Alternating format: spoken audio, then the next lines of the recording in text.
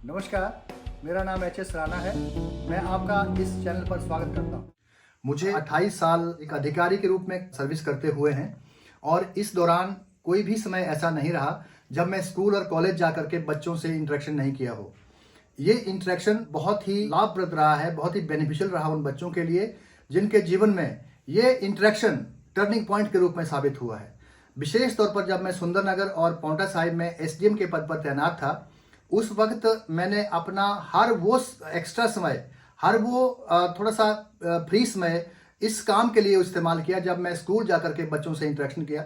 और आज अगर मैं कहूँ तो मुझे ऐसे बहुत सारे मेल आते हैं बच्चों के और मैसेज भी आते हैं कि सर आप हमारे स्कूल आए थे उस दिन और आपने ये बात बताई थी और उसके बाद हमारा जो सोच का एक तरीका है, माइंडसेट जो है वो चेंज हो गया और हमारे जीवन में वो टर्निंग पॉइंट साबित हुआ। तो इस तरह की मेल्स आती हैं और बहुत अच्छा लगता है जब मुझे ये जानने का मौका मिलता है कि जब हमने कभी बात की थी बच्चों से तो बच्चों को उसका फायदा हुआ है। ये सारी बातें जो फीडबैक था वो मैं स्कूल अथॉरिटीज़ को और एजुकेशनल डिपार्टमेंट के अथॉरिटीज़ को भी दिया करता था। लेकिन फिर भी मैंने जब ये सोचा कि मैं किस प्रकार से लगातार बच्चों से जुड़ा रहूं और उनसे लगातार मेरा डायलॉग चलता रहे, तो मैंने सोचा क्यों ना एक यूट्यूब चैनल स्टार्ट किया जाए। तो मैं आज ये यूट्यूब चैनल के माध्यम से लगातार बच्चों से जुड़ने का प्रयास करूंगा। आज स्टार्ट कर रहा हूं इसको। और उसके बाद अभी जो रिसेंटली ऐसे बहुत सारे तथ्य मेरे सामने आए जिन्होंने मुझे मजबूर कर दिया कि नहीं, अब तो मुझे लगातार बच्चों से जुड़े रहना चाहिए। तो ये यूट्यूब चैनल स्टार्ट करने का एक बहुत महत्वपूर्ण कारण रहा है। अभी कुछ दिनों के पहले की बात है कि मैं अपने ऑफिस में बैठा हुआ था, काफ़ी व्यस्त था अपने काम में। तो अचानक मेरे ऑफिस में, मेरे रूम में दो लड़के आते हैं। उनकी उम्र करीब 25 से 30 साल रही होगी। तो जब मैंने पूछा कि बताइए क्या काम है, तो उन्होंने एक फॉर्म सा मेरे टेबल पर रख दिया कि सर इस पे साइन करने हैं। जब मैंने उनसे पूछा कि ये किस बारे है, कि फॉर्म के माध्यम से तुम क्या करना चाहते हो, ये फॉर्म मुझसे साइन क्यों करवा रहे हो, तो उन्होंने कहा कि सर ये लाइब्रेरी का मेंबरशिप फॉर्म है और हम लाइब्रेरी का एक एडमिशन कार्ड होता है, एक एडमिट कार्ड होता है, वो लेना चाहते हैं। तो मैंने फॉर्म लिया और देखा तो वो सच में ही एक लाइब्रेरी के लिए एक मेंबरशिप कार्ड इशू करने के लिए फॉर्म था। तो मैंने उनसे पूछा कि तुम लाइब्रेरी में बैठ करके क्या पढ़ाई करना चाहते हो और क्या क्यों ये मेंबरशिप लेना चाहते हो लाइब्रेरी की। तो उन्होंने बताया कि सर हम किसी कॉम्पिटिटिव एग्ज़ाम की तैयारी कर रहे हैं और हमें इसलिए लाइब्रेरी में बैठ करके, जैसे आजकल ट्रेंड है बच्चे जो तैयारी करते हैं किसी एग्ज़ाम की, वो लाइब्रेरी में बैठ करके पढ़ना उचित समझते हैं। तो उन्होंने बताया कि हमें लाइब्रेरी में बैठ करके तैयारी करनी है एग्ज़ाम की। मैंने और कुरेदा कि किस एग्ज़ाम की तैयारी करना चाहते हैं। तो उन्होंने बताया कि सर जो बेसिक एग्ज़ाम होते हैं, जैसे जूनियर ऑफिस असिस्टेंट आईटी, आजकल एक बहुत फेमस पोस्ट है सरकारी डिपार्टमेंट में, और पटवारी वगैरह के एग्ज़ाम की तैयारी करना चाहते हैं। फिर मैंने और आगे पूछा उनसे कि कितना टाइम वो लाइब्रेरी में बैठना चाहते हैं और कितना उनके पास वक्त है जिस दौरान वो ये पढ़ाई करना चाहते हैं। तो उन्होंने बताया कि वो करीब 6 घंटा रोज उस लाइब्रेरी में बैठ करके पढ़ाई करेंगे और इस पूरे प्रोसेस में करीब 1 साल लग जाएगा। तो 6 घंटा रोज बैठना लाइब्रेरी में, फोकस करके किसी विशेष काम के लिए सीट पर बैठ करके बुक्स को आगे रख करके पढ़ना 6 घंटे, और 1 साल के वक्त के लिए प्रोसेस करने को बच्चे तैयार दिखाई दिए। तो मैंने उनसे पूछा कि ये इतना पढ़ाई करने से, 1 साल और 6 घंटे लगातार डेली पढ़ने से कुछ और एग्ज़ाम की तैयारी भी हो सकती है। तो उन्होंने कहा सर हमें इन एग्ज़ाम्स के बारे में मालूम नहीं है और हमें तो केवल ये बताया है कि JOIT आजकल जो है बहुत बढ़िया पोस्ट होती है, गवर्नमेंट डिपार्टमेंट है। तो ये सारा देखने पे डिस्कस करने के बाद मैंने उनसे पूछा कि तुमने किसी JOIT को देखा हुआ है क्या, तुमने उसको फिजिकली इंटरेक्शन किया हुआ है, मतलब उनसे बातचीत की है। तो एक ने कहा कि हाँ मेरे कज़न हैं, वो JOIT लगे हुए हैं, आप फॉरेस्ट डिपार्टमेंट में पोस्टेड है। तो उसने ये बताया। दूसरे ने कहा नहीं मैंने कभी देखा नहीं है JOIT कैसा होता है, बट ये फ्रेंड है मेरे, तो इन्होंने कहा कि JOIT की तैयारी कर लेते हैं। तो ये सारी बातचीत हुई और फिर मैंने क्या किया, मैंने सोचा कि क्यों ना मैं अपने ऑफिस के किसी JOIT को बुला करके इनसे इंटरेक्शन करवा दूँ। तो मैंने ऑफिस से किसी एक JOIT को बुलाया और उनके साथ बिठाया और बताया कि तुम JOIT बने हो और क्या तुम अपने इस जॉब से सेटिस्फाइड हो, क्या अपने लाइफ के जो सारे जो नीड्स हैं, बेसिक नीड्स हैं, वो तुम्हारी सैलरी से पूरी हो रही हैं। तो वो मुस्कुराया और उसने जवाब तो नहीं दिया, बट वो मुझे संतुष्ट नहीं लगा। तो मैंने कहा देख बच्चों को कि आप इससे इंटरेक्शन कीजिए, क्योंकि ये JOIT का एग्जाम क्वालिफाई करके यहाँ सर्विस इसको मिली हुई और हमारे ऑफिस में पोस्टेड है। तो इससे पूछिए कि किस तरह की, कैसे इसने तैयारी की और क्या ये अपने जॉब से सेटिस्फाइड है या नहीं है। उनकी थोड़ी सी इंटरेक्शन हुई, उसके बाद वो चला गया और फिर मैंने उनसे पूछा तो उन्होंने कहा कि सर हमें ये बाकी जो दूसरे एग्जाम आप बात कर रहे हैं, जैसे HAS का एग्जाम होता है या IAS का एग्जाम होता है या दूसरे बहुत सारे ऐसे एग्जाम होते हैं, वो अलाइड सब्जेक्ट होती हैं, वो उनके बारे में उनको ज्ञान नहीं था।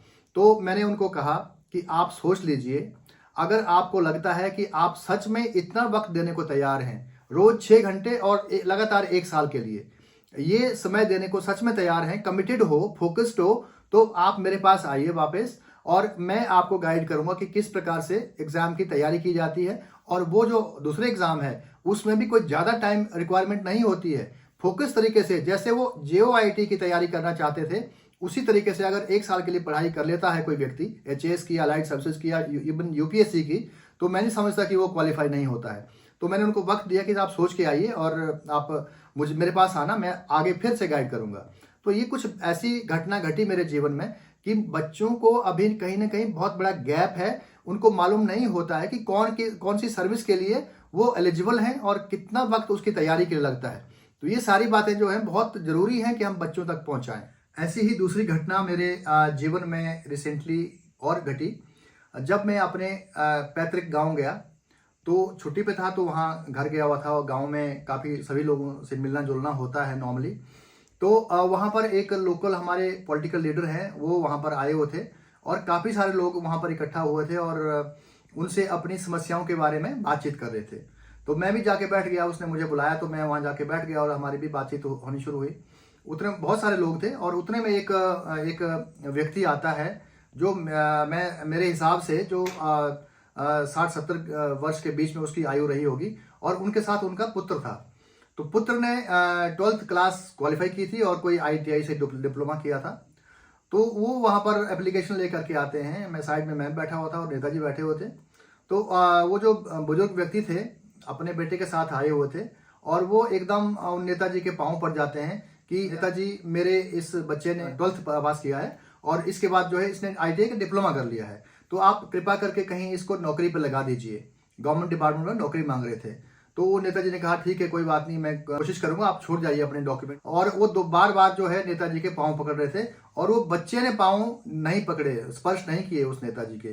तो मेरा यहाँ पर मुझे इस तथ्य ने झकझोर दिया कि एक बाप जिसने बच्चे को सारी उम्र पढ़ाया, बहुत मुश्किल से अपना गुजारा चलता है घर का, जब पेरेंट्स थोड़े से इकोनॉमिकली वीक होते हैं गाँव के अंदर, तो उस बच्चे को पढ़ाया बहुत बड़े सपने लेकर के कि हमारा बेटा बड़ा होगा और कुछ बनेगा। और उस बच्चे ने 12th करने के बाद डिप्लोमा भी कर लिया, लेकिन वो खुद अपने स्वयं अपने पाँव पे खड़ा होकर के इस लायक नहीं बन पाया कि वो बिना नेताजी की सपोर्ट के नौकरी हासिल कर सके। और आज भी पढ़ाने के बाद, कंप्लीट डिप्लोमा कराने के बाद जो है पिताजी किसी व्यक्ति के पाँव स्पर्श कर रहे हैं इस उम्र में।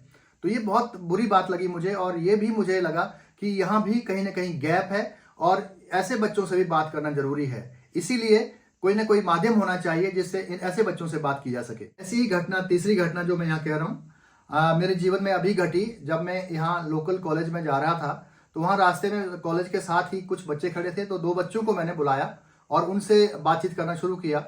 मैंने उनसे पूछा कि आप लोग क्या पढ़ाई करते हो यहाँ पर। एक बच्चे ने बताया कि सर हम BA सेकेंड ईयर में हैं और यहीं पास के गाँव के हैं। तो मैंने पूछा क्या क्या चीज़ पर, कौन से सब्जेक्ट पढ़ रहे हो। तो बच्चे ने कहा कि सर हम हिस्ट्री और पॉलिटिकल साइंस और इंग्लिश वगैरह पढ़ते हैं। तो हमने फर्स्ट ईयर में भी वही था, अच्छे मार्क्स लिए थे और अब भी वही हैं। तो मैंने पूछा फिर आपका लक्ष्य क्या है जीवन का, जो आपने ये सब्जेक्ट के माध्यम से अचीव करना चाहते हो। तो मैंने कहा ये कॉम्बिनेशन क्यों रखा हुआ आपने, पॉलिटिकल साइंस और हिस्ट्री क्यों रखा हुआ। तो बच्चे ने जवाब दिया कि सर ऐसा कोई लक्ष्य तो नहीं है, इसके बारे में अभी सोचा नहीं, हमने अपने जीवन का जो गोल है उसके बारे में अभी सोचा नहीं है। लेकिन मेरे किसी फ्रेंड ने भी यही रखे थे सब्जेक्ट, वो हिस्ट्री पॉलिटिकल साइंस पढ़ते थे, तो मैंने भी यही सब्जेक्ट रखे हुए हैं और इनके साथ मैं अपना ग्रेजुएशन करना चाहता हूँ।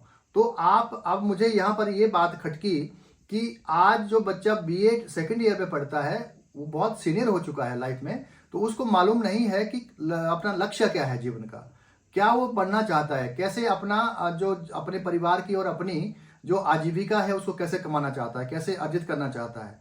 तो ये बहुत एक विडंबना है जो इस स्तर के बच्चे को भी, इस उम्र के बच्चे को भी मालूम नहीं है कि मुझे बनना क्या है। अब आप सोचिए, बीए करने के बाद वो भटकेगा, आगे कहाँ जाएगा, क्या करेगा, कौन से एग्जाम देगा, फिर वो नेताओं के पीछे घूमना पड़ेगा या कुछ ना कुछ और करना पड़ेगा। तो ये बहुत बड़ी समस्या है। इसलिए भी मैंने सोचा कि क्यों ना यूट्यूब के माध्यम से, एक प्लेटफॉर्म के माध्यम से, एक यूट्यूब के प्लेटफॉर्म के माध्यम से मैं बच्चों से लगातार डायलॉग एस्टैब्लिश करूं और कुछ ना कुछ कहीं ना कहीं फायदा हो। तो जो मैंने ये आपको गैप्स बताए, जो मुझे गैप्स दिखाई दिए कि हमारा यूथ आज भी वो सब जो पाना चाहता है वहां तक पहुंचने के रास्ते पे कहीं ना कहीं भटक रहा है।